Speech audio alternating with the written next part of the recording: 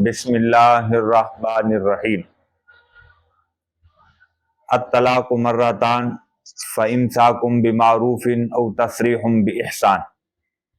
ولا يحل لكم ان تأخذوا مما آتيتموهن شيئا الا ان يخافا اللہ یقیم حدود اللہ۔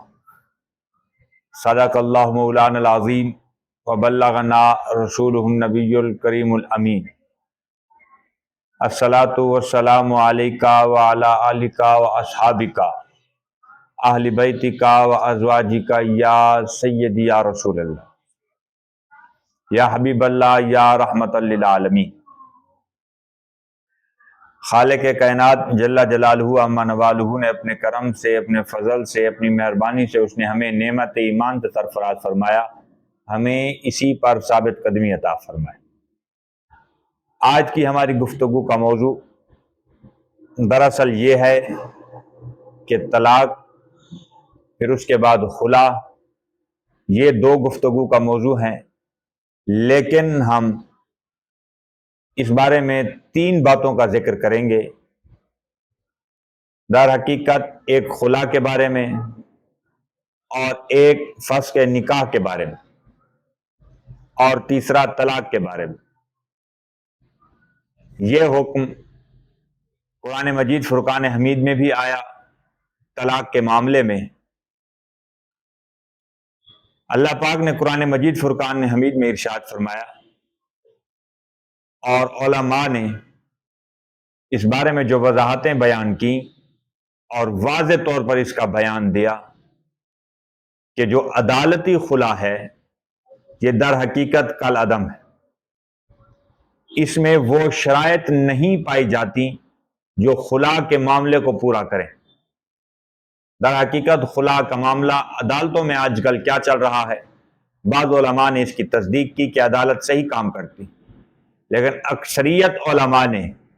عدالت کے اس فیصلے کو کالعدم قرار دیتے ہوئے ارشاد فرمایا کہ عدالت کی بنیاد پر طلاق واقع نہیں ہوتی۔ عدالت جب خلا دیتی ہے تو اس کا پس منظر کیا ہوتا ہے کہ ایک عورت اپنی مرضی سے جا کر عدالت میں شوہر کے خلاف دعویٰ دائر کرتی ہے، عدالت شوہر کو بلاتی ہے، در حقیقت اس دعوے میں کوئی حقیقت نہیں ہوتی، لیکن عدالت شوہر کو بلاتی ہے۔ شوہر اگر عدالت میں حاضر نہیں ہوتا، حاضر ہو جائے تو پھر اس کی صورت الگ ہے، اگر حاضر نہ ہو تو شریعت مطہرہ میں اس کی صورت بھی الگ ہے، لیکن بالفرض اگر شوہر عدالت میں حاضر نہیں ہوتا تو شوہر کی عدم موجودگی میں عدالت از خود نوٹس جاری کرتی ہے کہ یہ میاں بیوی آج سے میاں بیوی نہیں رہے اور ان کے راستے جدا ہیں، یہ عورت آگے نکاح کر سکتی۔ اس طرح کے فیصلے کو علماء نے رد کرتے ہوئے ارشاد فرمایا یہ فیصلہ اسلام کی روح سے، شریعت کی روح سے سراسر غلط ہے۔ اب اس کا صحیح طریقہ کار کیا ہے کہ ایک عورت دعویٰ دائر کرتی کہ میں اپنے شوہر کے ساتھ نہیں رہنا چاہتا۔ اس معاملے میں عورت کو چاہیے کہ شوہر کو بلائے اور اس سے بھی معاملہ پوچھے کہ در حقیقت یہ جدائی کا سبب کون سی چیز بن رہی ہے۔ پھر جب دیکھا جائے کہ کوئی چیز سبب بن رہی ہے جدائی کا، اگر وہ شوہر میں ہے تو اسے دور کرنے کا حکم جاری کرے، کیونکہ پہلے دور میں عدالتوں میں قاضی ہوا کرتے تھے، وہ اسلام اور شریعت کی روح سے یہ فیصلہ کرتے، لیکن آج کی عدالتیں نہ جانے کس قانون اور کس بنیاد پر یہ فیصلہ کرتی ہیں، اور تنہا یک طرفہ فیصلہ کر کے عورت کو آگے جانے کا حکم نامہ جاری کر دیتے۔ حکم یہ ہے کہ عدالت میں شوہر کو بلایا جائے اور اس سے پوچھا جائے کہ اب تمہیں عدالت یہ حکم دیتی ہے کہ یہ تمہاری بیوی ناراض ہو کر تمہارے خلاف مقدمہ کر رہی ہے خلا کا، لہذا اگر تم اسے راضی کر لو تو تمہیں عدالت موقع دیتی ہے، اس کے آ جانے پر عدالت خلا کا فیصلہ نہیں دے سکتی۔ اسی طرح وہ شوہر آئے اور آ کر اپنا وکیل مقرر کر دے، اسی جج کو ہی اپنا وکیل مقرر کر دے اور کہے کہ جج صاحب جو آپ فیصلہ کر دیں وہی میرا فیصلہ ہوگا، تب شوہر کی جگہ پر جا کر جج بطور وکیل شوہر کی طرف سے اس کا مقدمہ کر سکتا ہے اور اس کے نکاح کو خارج کر سکتا ہے اور اس کے نکاح کو ختم کر سکتا ہے۔ لیکن جب شوہر کسی معاملے میں اجازت نہ دے اور عدالت از خود اس عورت کو خلا کا نوٹس جاری کرتے ہوئے اور آزادی کا نوٹس جاری کر دے کہ تمہارا اس سے کوئی تعلق نہیں، تمہارا نکاح ختم ہو گیا۔ در حقیقت اسی بات کو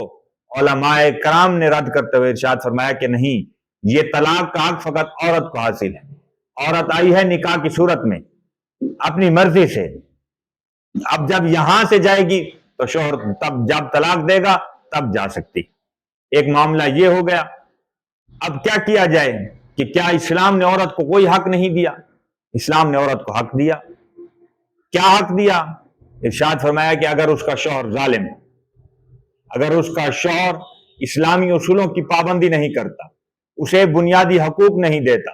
اللہ اور اس کے رسول صلی اللہ علیہ وسلم پر ایمان اس کا کمزور ہے، یقین اس کا کمزور ہے، اور اگر وہ دین اسلام کی روح سے صحیح معنی پر عمل نہیں کر رہا اور عورت چاہتی ہے کہ یہ صحیح ہو جائے، اسی لیے وہ عدالت سے رجوع کرتی ہے، یا شوہر اس قدر مار پیٹ کرتا ہے کہ ظلم کی انتہا کر دیتا ہے اس عورت پر، پھر اس عورت کو چاہیے کہ وہ جائے عدالت میں، جا کر اپنا مقدمہ درج کرے اور پھر جج اس شوہر کو بلائے اور بلانے کے بعد یہ معاملہ طے کرائے کہ دونوں میں مسئلہ کیا ہے۔